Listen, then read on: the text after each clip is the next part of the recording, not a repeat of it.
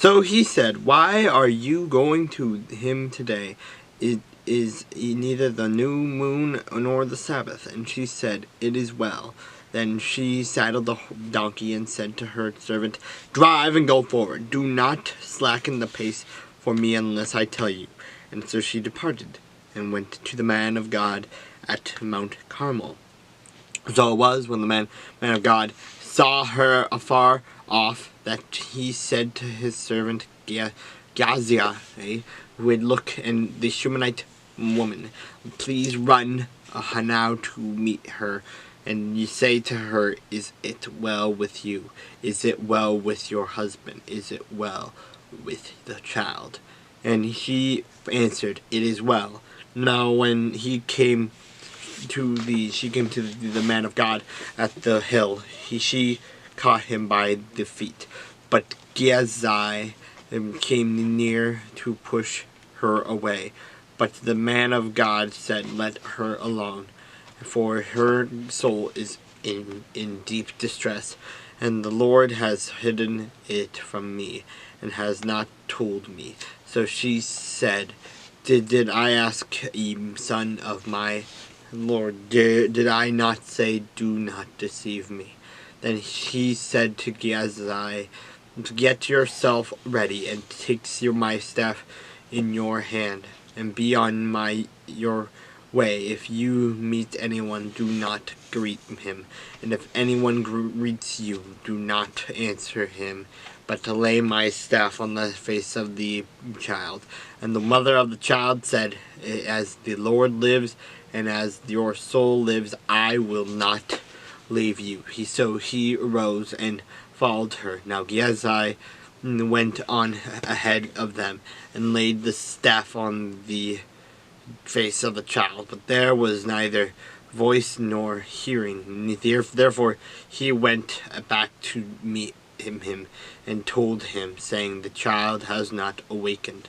When Elisha came into the house, there was the child lying dead on his bed.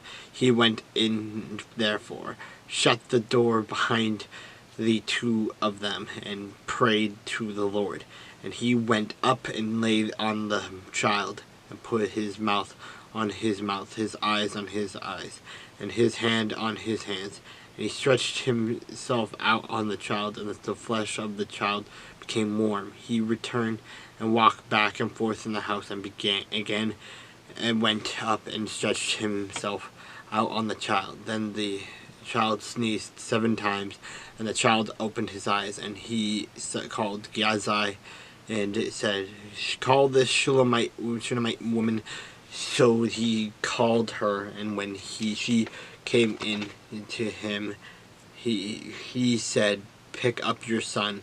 So she went in, fell at his feet, and bowed to the ground. Then she picked up her son and went out. And Elisha returned to Gilgal, and there was a famine in the land. Now the sons of the prophets were sitting before him, and he said to his servant, "Put on the large pot, and boil stew for the sons of the prophets."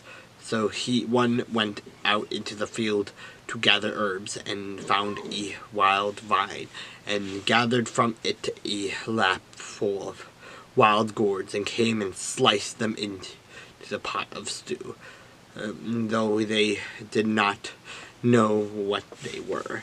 Then they served it to the men to eat. Now it happened as they were eating the stew that they cried out and said, "Man of God, there is a death in the pot," and they could not eat it. And he said, "Then bring some flour and put it into the pot," and said, "Serve it to the people, and that they may eat." And there was nothing harmful in the pot.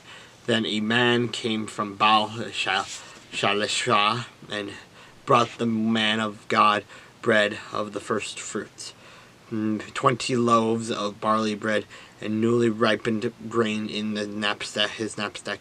And he said, "Give it to the people, then that they may eat." And his servant said, "What, shall I set this before 100 men?" He said again, "Give it to the people that they may eat, for thus says the Lord, they shall eat and have some left over." So he set it before them, and they ate and had some left over, according to the word of the Lord.